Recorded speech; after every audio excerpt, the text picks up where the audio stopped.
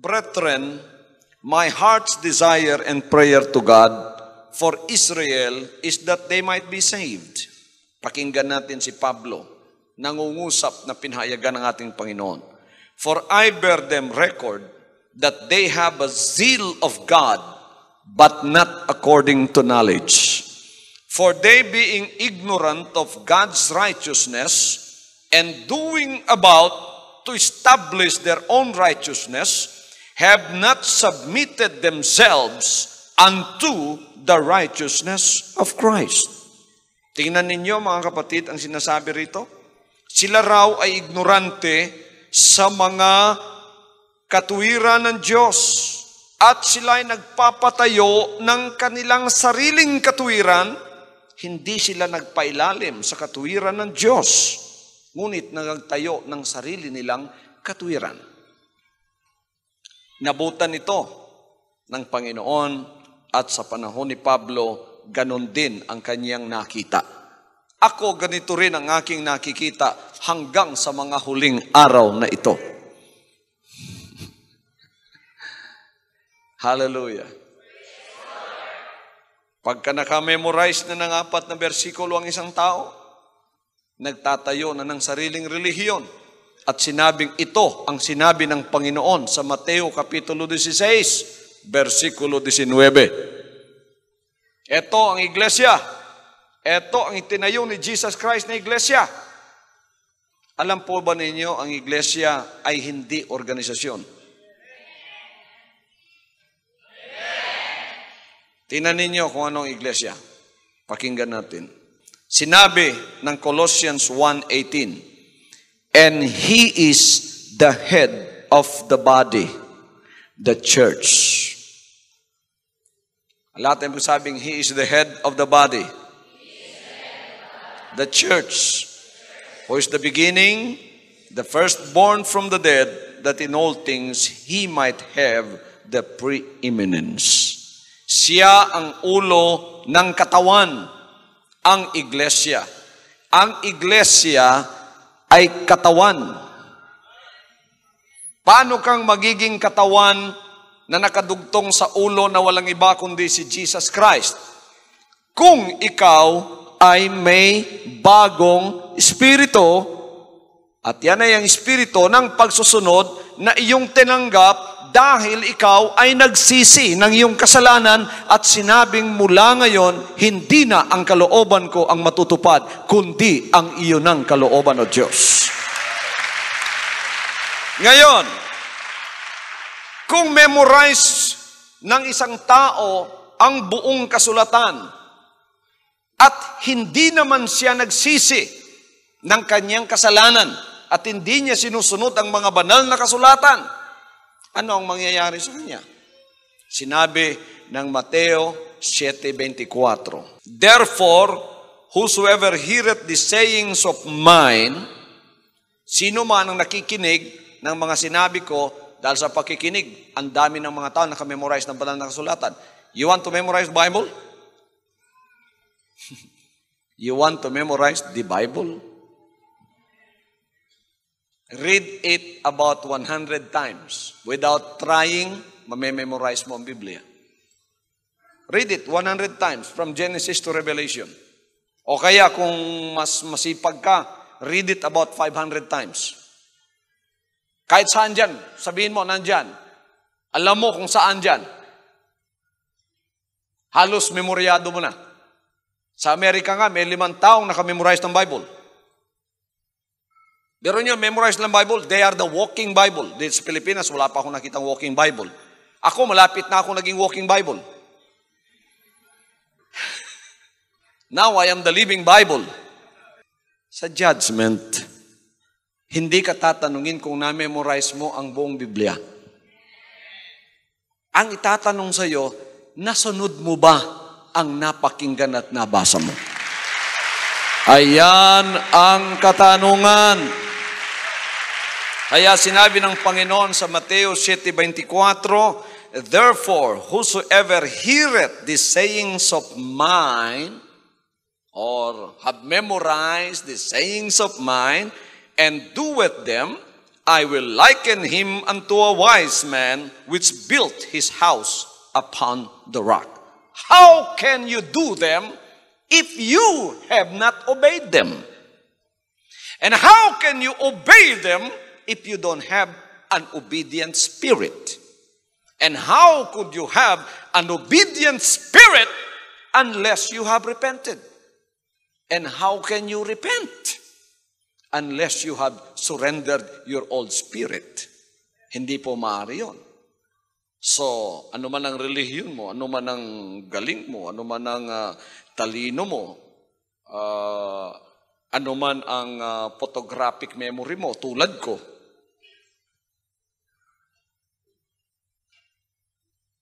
sabi ng iba, magaling daw ako masyado. Halos memorize ko raw ang Biblia. Hindi ako ron doon na nag-glorify. Wala doon sa tinatawag na ako'y magaling. Napakarami ng pumupuri sa inyong pastor. Napakagaling ko raw talaga sa Bible. Halos memorize ko daw yung Bible. Pero hindi ako ron nasasaya. Hindi doon ang aking kagalakan nagmumula. Nagmumulang kagalakan ko pagka naaalala ko na ang lahat ng aking na-memorize ay nasusunod ko. At ako'y nagkaroon ng isang bagong espiritu ng dahilan dyan, nasusunod ko ang mga bagay na yan. Sapagkat doon tayo hahatulan ng buhay na Diyos. Nakikinig at sumusunod sa mga sinabi ko.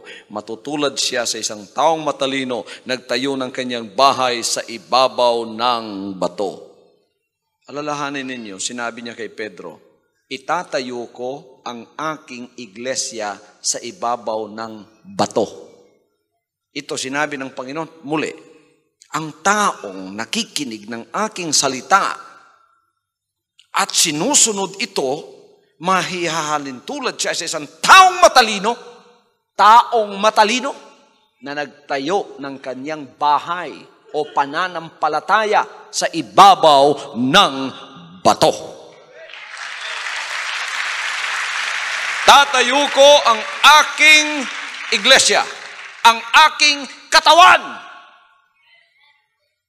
Yung katawan niya, yung may bagong espiritu, doon niya tatayo sa pagsusunod na yun. Pero ito, tingnan ninyo. Dumating ang ulan, ang baha, ang mga hangin, humampas sa bahay na yon, hindi nabuwal dahil ito'y nakatayo sa ibabaw ng bato. Pakinggan ninyo 26. And everyone that heareth these sayings of mine, and doeth them not. Ayan. Or memorize them, hears them, or memorize them, and doeth them not, shall be likened unto a foolish man which built his house upon the sand. Isa siyang mangmang, nakikinig, sa kanyang palaging pakikinig at sa kanyang palaging pagbabasa. Sabi ng isang tao sa akin, Pastor, alam mo ba kung ilan na ang nasirang Bible sa kamay ko? Pang-anim na ito. Halos memorize na rin yung Biblia dahil biro ninyo, 6 nang nasira sa kamay niya. Kaya't nakukot na niya halos ang Bible. Siguro hindi lang 100 times niya binasa, baka 500 times pa nga. Pero wala ron mga kapatid eh. Pagka-judgment, humarap ka, sasabihin ng Panginoon, ang bawat isang nakikinig sa mga sinabi ko at hindi ginagawa, isa siyang taong mangmang. Sapagkat darating ang panahon sa judgment na hindi tatanggapin ang kanyang pananampalataya at paglilingkod. Mabubuwal siya when judgment time comes. Hallelujah! Kaya yung mahalaga talaga pala yung pagsusunod. Ngunit, pagka ikaw ay sumusunod, gusto mong sumunod, pero yung espiritu mo ay luma pa, makasalanan pa, espiritu pa ng pagsuway, ikaw gusto mong sumunod, yung espiritu mong naroon pagsuway, mag-aaway kayo palagi araw-araw. Kaya't may mga mananampalatayang Napakasaya nila nung bago pa, sapagkat talagang gusto silang sumunod. Pero nandahil ang espiritu nila, hindi pa nagbago dahil hindi pa na surrender, wala pa silang pagsisisi. Palagi sila nag-aaway nung espiritu niya at ang kanyang pagnanasang makapaglingkod sa Diyos. Palagi yan. Hanggang ang espiritong yun mananalo. Kasi iyon ang power sa loob mo eh. Yun ang mas makapangyarihan kaysa iyo. Kaya isang araw, makikita mo na, humihina na siya. At di magtatagal, backslider na. Wala na sa kanyang paglilingkod. Maari siyang maging pilosopo, pero wala na siyang sigasig sa paglilingkod na sumunod sa kalooban ng Diyos. Kaya't importante na magbago ang ating espiritu. Ipanganak tayong muli sa espiritu. Ngunit hindi tayo may papanganak na muli kung yung lumang espiritu ay hindi mamamatay. Ang mahirap dyan, ang laman madaling patayin eh. Kumuha ka lang ng 45, barilin mo yan, patay na yan. O kaya magpakamatay yan. Ganunin na ang liig yan, patay na, di ba? Yung laman madaling patayin yun. Pero ang espiritu mahirap patayin. Dahil hindi mo nakikita. Gusto ba ninyo? Ako marunong akong pumatay ng espiritu. Yung espiritu niyong luma, maaari natin patayin yan. Isuko pa natin. I-murder natin, isuko natin sa harap ng ating Panginoon. Dahil yan ang espiritong rebelde na kalaban ng Diyos sa tao. Na minanan niya sa kanyang unang magulang. At dyan nagtatago si Satanas sapagkat yan ang koneksyon ni Satanas sa tao. Ngunit dumating ang panahon na ang karya ng Diyos ay may hahayag at sasabihin niya sa lahat ng espiritong yan, sumuko na kayo upang kayo ay mabuhay. Surrender and live. Rebel and die. Pagka nagrebelde ka, impyerno ang labas mo.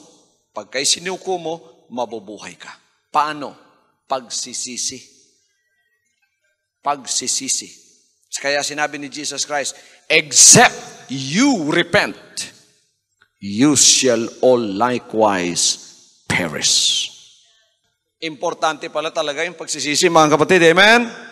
At ang pagsisisi ay pagsuko ng iyong makalumang espiritu. Sasabihin mo sa iyong amang pinagsukuan yan, mula ngayon, hindi na ang kalooban ko ng espiritong ito ang matutupad. Kasi si Satanas, nangyayari ang kalooban niya nang dahil sa espiritong minana mo sa kanya. Ngayon, isinusuko mo na ang espiritong yon. Hindi na ang kalooban ng espiritong ito ang matutupad, Panginoon. Isinusuko ko na siya sa iyo. Hallelujah! Tapos na ang kaharian ni Satanas sa aking buhay. Ang iyon ang kalooban ng aking susundin. Ang John 1:12, madaling matutupad sa buhay mo at sasabihin ng Panginoon, sa lahat ng tumanggap sa Kanya, binigyan niya sila ng kapangyarihang maging anak ng Diyos. Kasi anak tayo ng diablo noon eh. Nang dahil sa espiritong yun. Gusto man ninyo at hindi, itong sasabihin ko sa inyo, anak tayo ng demonyo noon. Nung hindi pa kayo nakapagsisi, anak kayo ng demonyo. Kung meron pang hindi nagsisi rito, anak pa rin kayo ng demonyo. Kahit na pogi at maganda kayo. Hindi yung mukha ninyo tinitingnan, physical yun. Yung espiritu natin ang tinitingnan. Kung hindi ka bibigyan kapangyarihan, hindi ka magiging anak ng Diyos. Ngayon, pagka na-surrender mo na yun, di, wala na ron ang loyalty mo sa espiritu yun. Bibigyan ka na ngayon ng kapangyarihang maging anak ng Diyos at ang bagong espiritu ipapasok sa iyo. Espiritu ng pagsusunod. Magtataka ka na ngayon, mga kapatid, ang sarap sundin ng mga salita ng Diyos. Kahit napakahirap noon, pakinggan at sundin yan. Ngayon, nasusunod mo na ng dahil sa bagong espiritu nasa sa loob mo. Gusto mo mang suwayin ng Panginoon pagka yung espiritu niya nandiyan, hindi mo nasusuway siya. Sapagkat ang espiritu niya na magtuturo sa iyo sa lahat ng katotohanan. Howbeit when He, the Spirit of truth, is come, He will guide you into all truth. Praise the Lord. So naunawaan na natin ang mga bagay na ito. Bago mo siya matawag na Ama, kailangang ipinanganak muna niya ang Espiritu niya sa iyo. Or else, wala kang karapatang magtaas ng kamay at sabihin, Ama, hindi kanya pakikinggan. Kaya tetong sinabi niya sa mga maraming taong ganyan. Sinabi niya, marami ang magsasabi sa akin sa araw na yon, sa araw ng paghatol, Panginoon, Panginoon, hindi ba kami nagpropesiya sa iyong pangalan? Nagpupuri, ginagamit pa yung bunga ng Espiritu sa kanyang pangalan. Hindi ba kami nagpalabas ng demonyo sa inyong pangalan? At nakagawa ng maraming mga magagandang bagay sa inyong pangalan? Mga kababalaghan sa inyong pangalan? Sasabihin ko sa kanila sa araw na yon, hindi ko kayo kilala. Humayo kayo, mga tagagawa ng katampalasanan. Bakit? Ginagawa nila ito, ngunit wala pa silang karapatan. Nang dahil diyan, hindi sila kilala ng Diyos. Nung tiningnan ang kanilang katawan, lumampas ang paningin ng Panginoon sa kanila. Ang nakita niyang Espiritu roon, hindi galing sa Kanya. Sapagkat hindi pa sila nakapagsisi. Member lamang sila ng Born Again Movement. John 3:3. Nakakita lang sa kaharian, ngunit hindi pa nakapasok. Madaling makakita sa kaharian at maging born again. Tanggapin mo lang siyang tagapagligtas, walang repentance. Pero hindi yun ang kaligtasan. Ang kaligtasan nasa pagpasok. At kung ikaw ay gusto ng pumasok, hindi maaaring, hindi mo isurrender ang iyong lumang espiritu sa pagsisisi bago kanya papasukin para mabigyan ng isang bagong espiritu. Hallelujah! Maraming hindi makikilala ang Panginoon sa mga araw na yon. Panginoon, hindi ko ba na-memorize ang buong Biblia? Isa ako sa mga tinaguriang walking Bible. Sabi ng Panginoon, hindi kita kilala. Hindi ba ako nagpalabas ng demonyo sa iyong pangalan? Marahil, totoo nga yun, dahil may nakikita ako ngayon. Naka-video pa eh. Bulang-bula pa yung bibig.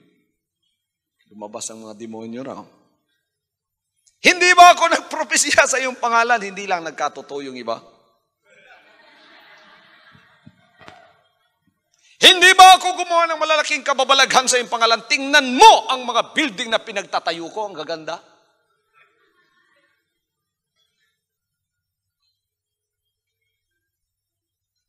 Sabi ng Panginoon, hindi kita kilala.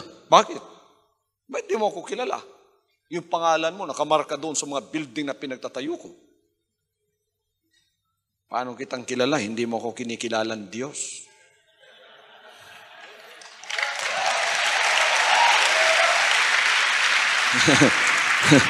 Hallelujah! Paano kitang kilala? Nilalagay mo yung pangalan ko riyan. Minamarder mo naman ako. Minamarder mo yung John chapter 1 verse 1. Sa pasimula ang salita kasama ng Diyos, at ang Diyos at ang salita ay Diyos. At ang salita na Diyos ay nagkatawang tao. Hindi mo kinikilala yan. Sinabi mo ang tao ay hindi maring maging Diyos. Tama ka nga. Ngunit bakit mo pinigilan ang pangungusap na ang Diyos ay maring maging tao? Ito yung argumento ng mga tao ngayon sa huling araw na sinasabi nilang ang Matthew 16:19, amin yan. Tinayo ng Panginoon ang kanyang iglesia. Anong sinabi nila? Ang tao raw ay hindi maring maging Diyos. Tama nga naman. Ang tao hindi maring maging Diyos. Pero ang Diyos, yan ang katotohanan na hindi na ilalahad. Ang Diyos ay maaring maging tao. At si Kristo Jesus ay hindi tao. Sa pasimula. Kaya sinabi nga, in the beginning was the Word. Hindi sa pasimula tao si Kristo eh. Di ba? Ano siya sa pasimula? Ang salita. In the beginning was the Word. The Word was with God. And the Word was God. There is no conflict, argument, or debate that Jesus is the Word.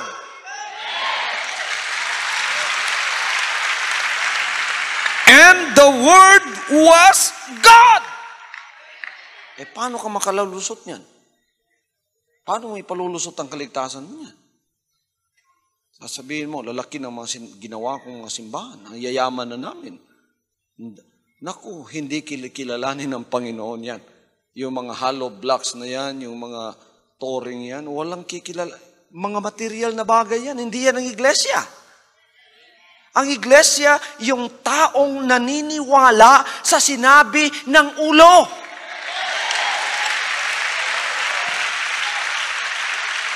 Hallelujah! Yung iglesia, ang taong naniniwala sa sinabi ng ulo. Yung Juan 1:1, Juan 1:14, mula sa Diyos yan. Hindi mo kinilala yan. Paano kang magiging katawan niya ngayon? Kaya't marami kang sasabihin sa araw na yon, Panginoon, ang galing po namin dyan. Hindi kami nagsasalita na hindi pinatotohanan ng inyong mga salita. Pero itong isang bagay na itong pinakamahalaga, hindi napatotohanan. Ang Diyos ay maaaring maging tao. Juan 1:14. Ang Diyos, the Word was God, and the Word who is God was made. Ayan, nagkatawang tao. Kaya swerte kayong mga anak ng Diyos sapagkat hindi kalahating katotohanan ang binigay sa inyo, hindi 1/4 na katotohanan, hindi 1/3 na katotohanan, hindi 3/4 na katotohanan, kundi buong katotohanan ipinahayag sa atin.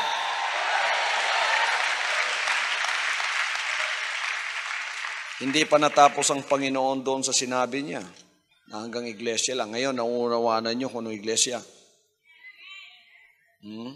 Tayo, kayo, ako, na may bagong espiritu, yan ang tunay na iglesia. Inayin nyo, kahit saan tayo nagtitipon. Walang kwenta sa Panginoon ng building. Walang kwenta sa Panginoon ng building. O noong una, nagtitipon tayo sa Bila Building. Pagkatapos, noon naman tayo sa Maya Building. Tapos noon naman tayo sa Green Hills Theater. Ngayon, nandito naman tayo sa PICC. Iglesia pa rin ba tayo? Tayo, ang taong sumusunod na may bagong espiritu, siya ang iglesia. Siya ang iglesia. Pero natapos ba ang Panginoon doon? Sinabi niya sa iglesia, kay Pedro, sa ibabaw ng batong ito, ng pagsusunod, itatayo ko ang aking katawan. Tayo. Sumusunod. May bagong espiritu. At kahit na ang Hades ay hindi magtatagumpay laban sa kanya. Sa inyong pananampalatayang tinanggap ngayon sa revelation at sa kapahayagan na binigay ng Panginoon sa inyo ngayon, meron pa bang makakakuha niyan sa inyo, mga kapatid? Wala na, sapagkat ang hinahanap ng utak ng tao, ang logic, bakit pinag-uusapan ng mga abogado, sapagkat ang logic, ang hinahanap niyan, ang katotohanan. Kahit paano mong itago ang katotohanan, ang tao hindi marunong maghanap ng katotohanan, pero sa kanyang isip-isip, sa kanyang subconscious, meron pa siyang suspetsa na hindi pa to tama. Hindi lang niya marunong i-explain, pero nafe-feel niya, hindi pa to ang tama.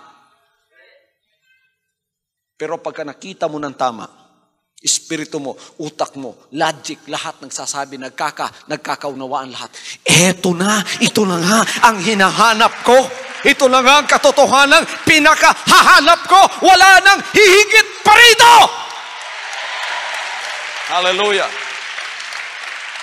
Wala nang hihigit pa rito. Yun ang hinahanap ng tao. Hindi lang natin marunong i-explain. Hindi lang tayo marunong maghanap ng mga katotohanan, itinatago ng mga pilosopong marunong magtago ng katotohanan. Pero tingnan ninyo mga kapatid, ang ating espiritu ay walang humpay na naghahanap sa katotohanan. Kaya ang iba pagod na Pagod na sa paghanap ng katotohanan. Pabaling-baling sila sa iba't ibang mga relihiyon, nasakop sa tinatawag na church. Na abuso na yung church na yan, naging false church na nga. False na katawan dahil nakikinig, ayaw namang sundin. Bakit susunod ang tao? Yung pinangangaral sa kanila, mali rin naman. Kaya hanggang doon na lang sila. Pagod na ako, dito na lang ako. Siguro wala nang iba, ito na lang. Pero ngayon, naipahayag na ang katotohanan ng kaharian ng Diyos. Ang kapaguran ninyo, maaalis na yan.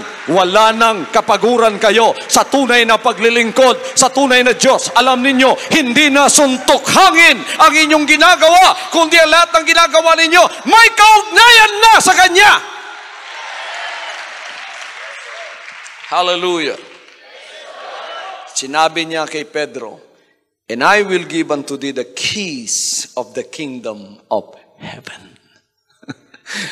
At ibibigay ko sa iyo ang mga susi ng kaharian ng langit. Kung ang iglesia pa ang tagapagligtas, hindi na sana dudugtungan ang verse 19. Talking about the keys to the kingdom of heaven. Ang sinabi niya roon, pagtatayo ng mga taong susunod sa Kanya na kahit sino pa ang luminlang sa kanila, kahit si Satanas pa ang luminlang sa kanila, lulusot din sila isang araw. Malalaman din nila ang lahat ng katotohanan.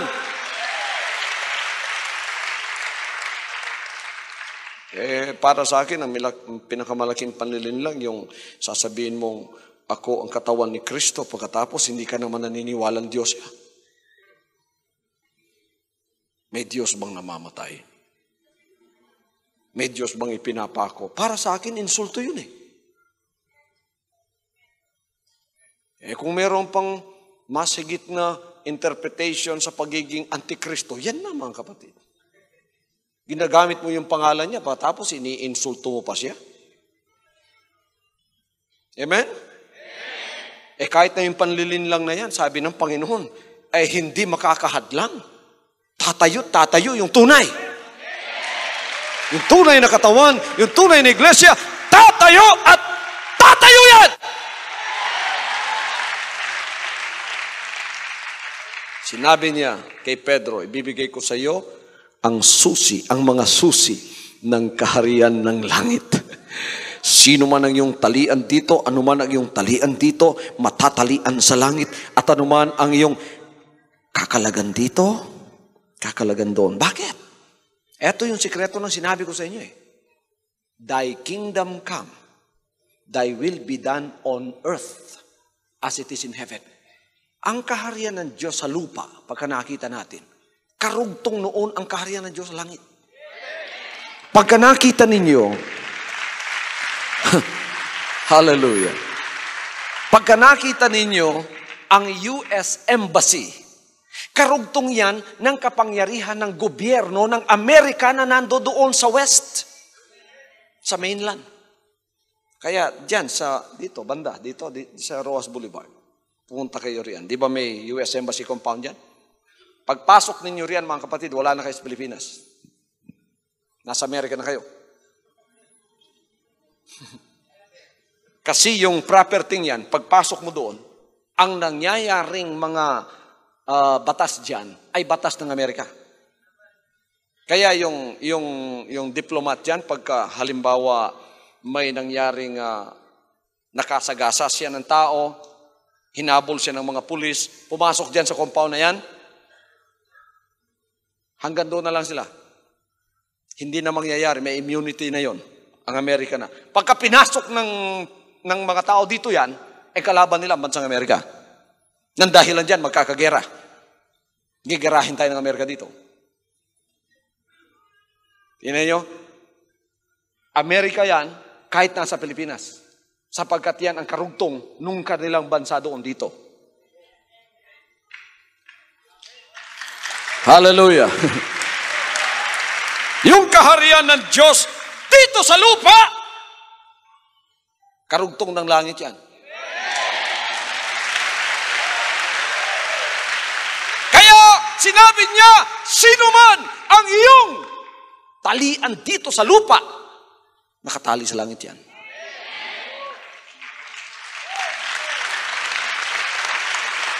Sino man ang kalagan mo dito sa lupa, nakalagan sa langit yon. Kaya sinasabi ko na sa inyo, mga kapatid, pagka nakita na inyo ang katotohanan yan,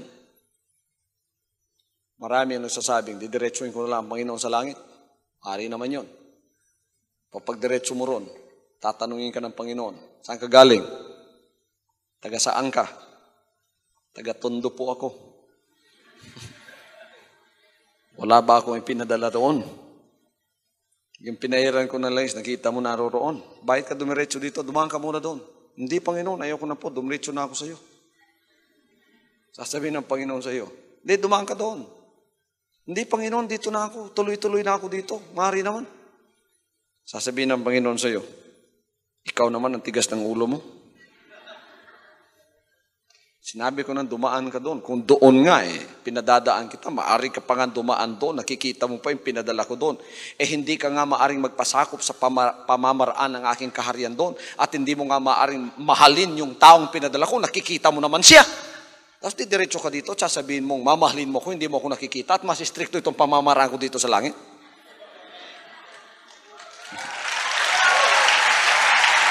Hallelujah. Amen. Tayo, maraming mayaman sa Pilipinas. Bakit di kayo dumiretso sa Amerika?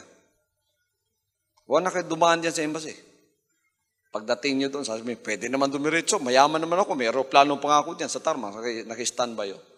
Sasabihin ng consul sa iyo, wala kami pakialam kung mayaman ka. May visa ka ba? Saan ang origin mo? Manila. Dumaan ka ba sa embassy namin? Kumuha ka ba ng visa? Wala. Mayaman naman ako. Wala kaming pakialam kung mayaman ka. Deport ka namin ngayon din. Balik doon sa Manila. Hallelujah. Yan. Bansang Amerika lang yan. Bansang Amerika lang yan. Kung wala ka nga, hindi ka nga dumaan sa pamamaraan, pinababalik ka, nakatali ka dito, hindi ka nakatali ka dito dahil wala kang visa, nakatali ka rin doon. Kung nakalagan ka dito dahil may visa ka, kakalagan ka rin doon. Di ba? Yan, bansang Amerika lang yan. Pagpunta mo ron, hindi naman lahat mga anghel ang tao doon. Ganun pa nga ang pamamaraan nila. Lalo na itong kaharian ng Diyos na pagpasok mo ron, kahit nakatiting na espiritong ayaw ng Diyos, hindi maaaring maipakita doon ang mga bagay na yan. Kaya't makinig kayo sa General Consul ng Panginoon dito. Ang susi, ang visa, pagsisisi. Gusto ninyong makalagan ko kayo? Papasa kaya kayo sa interview ko? Simple lang naman, di ba? Isuko ang lahat ng inyong lumang espiritu. At sabihin, hindi na po ang kalooban ko ang matutupad ang inyo na. Sapagkat hindi ka makakapasok doon na tinutupad mo pa rin ang kalooban mo, may espiritu ka pa rin tumutupad sa sarili niyang kalooban dahil yung espiritong yon, tinapo na ng Panginoon mula doon, yun si Lucifer. Tapos, papasok ka na naman doon. Meron ka pa rin ganung espiritu. Di ikaw magiging Lucifer isang araw doon. Magkakagera na naman sa langit. Dahil dadami na naman kayo doon. Kaya hindi na mauulit yon. Kaya ang lahat ng papasok doon, malaanghel ang espiritu na sumusunod sa kanilang Ama na nasa langit. Hallelujah! Hallelujah! Ito itong sinabi niya, ang kakalagan sa lupa, sa langit nakakalag na. Ang tatalian sa lupa, tinalian sa langit. Yon ay bibigay lang ng kapangyarihan sa kaharian ng Diyos na makikita ninyong naririto sa lupa at kanyang ipinahayag sa ating kalagitnaan sa mga sandali ito. Kaya't mahalagang may pinahiran ng langis na ipadadala upang ang mga bagay na ito ay siyang may kakalat bilang magandang balita at mauunawaan ng lahat ng mga anak ng Diyos. Kaya't ang kaharian ng Diyos, ito'y ideyang ibinigay ng Panginoon sa kanyang mga salita na katotohanan. Dito sa sandibutan papupuntahin niya upang ang kanyang kapangyarihan at ang kanyang gloria at ang kanyang mga karapatan laban kay Satanas ay mangyayari na sa present course ng sanlibutan ito. Tulad ng sinabi ko noon, sa langit lang nangyayari ang kanyang kalooban. Ngayon dito, nabuksan na yung mga mata natin. May mga nagsisi na, may mga nagbagong espiritu. Yan ang palatandaan, ang kanyang kaharian ay naririto na. Thy kingdom come, thy will be done on earth. On earth. Hallelujah. Mahirap sundin dito yan. Hindi tayo dapat maging bulag sa mga bagay na yon. Pagka tayo nabulag sa mga bagay na yon, tatawanan lang tayo ni Satanas. At eto nga, ang isang araw, tatayo ang napakarami. Akala nila, ligtas sila. Lord, Lord! Sabi ni Lord, not all that say unto me, Lord, Lord, shall enter into the kingdom of heaven. Ang sumusunod lang. Paano ka makakasunod ang espiritu mo pag suway pa?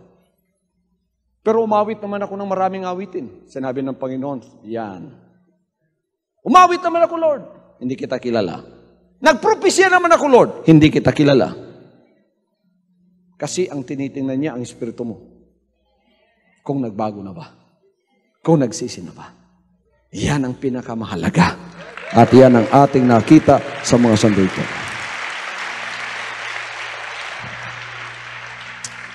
Hallelujah. Kaya't ako'y nagpapasalamat na naunawaan natin ang mga bagay na ito. At talagang ang katotohanan, nasa kalagitnaan tayo ng katotohanan yan at ng kalooban ng Diyos na yan. Kaya dito, ang taong nakapasok ay wala ng ibang pinag-uusapan kundi ang pagsusunod sa kanyang dakilang kalooban, sapagkat yan na ang ating napasukan at nasa katapusan na tayo ng ating paghahanap sa katotohanan. Praise the Lord. Salamat sa Panginoon Diyos na humantong na tayo sa katapusan ng ating paghahanap at ng ating pag-aaral. Ngayon, ang ating gagawin, magpagamit tayo sa Panginoon Diyos. Lumaganap ang kanyang kaharian hanggang ang sa lahat ng tao ay maging anak ng Diyos na tulad natin na ang Espiritu ay nagbago. Kung mapasaan man ang kaharian ito, mapalaganap man ang kaharian ito, ang lumalaganap ay ang katuwiran at kapayapaan at kagalakang nagmumula sa ating Panginoon Diyos. At ang nasisira ay ang kaharian ni Satanas. Hallelujah. So sa inyong mga anak ng Diyos na hindi pa nakapasok ngayon sa paglilingkod sa kaharian ng Diyos dito sa lupa, you are welcome. Come and join us in the service of the King. Hallelujah. Para sa inyo, asarap ninyo yung TV sets. Hawakan ninyo yung TV sets. Ako'y dadalangin sa inyo sa pangalan ni Kristo Jesus, anak ng Diyos. Ito ng panahon mo upang ikaw'y makapasok. Aalisin na ng Diyos ang false church mentality. Yung church mentality na ating nakagisnan at ang kingdom mentality ang narito na sa sanlibutan ngayon. Kaharian ng Diyos, siya ang makikita, ang kanyang pangalan ang maitataas, ang kanyang kaharian ang dapat pasukan ng tao sa kaligtasan, ang kanyang salita ang magiging batas natin, at ang ating susi sa pagpasok ay walang iba kundi ang pagsisisi. Pagsuko ng ating lumang espiritong ating minana sa ating unang magulang. At sabihin natin, mula ngayon, hindi na po ang kalooban ng espiritong ito ang matutupad sa aking buhay. Ang inyo ng kalooban ang tutuparin ko sa aking buhay. You're free. You're welcome to the kingdom of God on earth, where Jesus is the King. Hallelujah. And He is the Lord of Lords. Pagpalain ka ng Panginoon sa pinakadakilang kaloob niya sa iyong espiritu na walang iba kundi ang kaligtasan. Sinabi niya, seek ye first the kingdom of God and His righteousness, and all these things shall be added unto you.